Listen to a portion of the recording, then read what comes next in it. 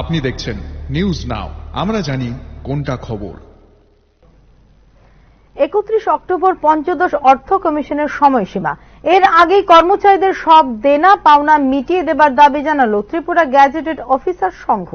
31 অক্টোবরের আগে কর্মচারীদের বকেয়া 22% মহার্ঘ ভাতা একসঙ্গে মিটিয়ে দেবার দাবি সহ মোট 6 দফা দাবি সম্বলিত স্মারকলিপি প্রদান করা হয়েছে মুখ্যমন্ত্রী এবং অর্থমন্ত্রীকে বলে রবিবার আয়োজিত সাংবাদিক সম্মেলনে জানিয়েছে ত্রিপুরা গ্যাজেটেড অফিসার সংঘ।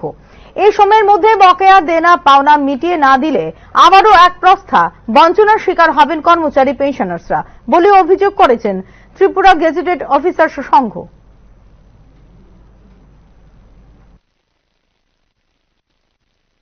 নির্ধারিত হচ্ছে 31 অক্টোবর 2025। আগামী অক্টোবরের 31 তারিখ অবধি শেষ সময় রয়েছে 15তম অর্থ কমিশনের যে রিকমেন্ডেশন দেওয়া।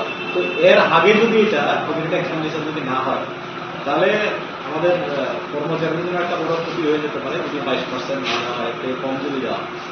এই কারণে নিশ্চয়ই যেহেতু সারা ভারতবর্ষ জুড়ে রাষ্ট্রপতি সরকার কর্মচারীদের দেনা পাওনা পুরোটাই মিটিয়ে দিয়েছে, আমাদের রাজ্যের ক্ষেত্রে কোনো কারণে হয়নি।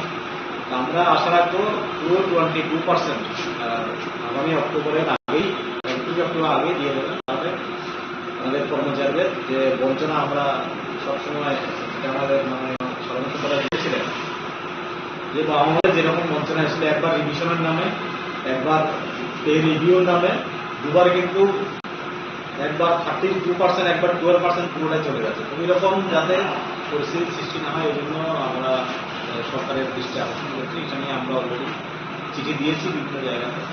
এই কারণে আপনাদের মাধ্যমে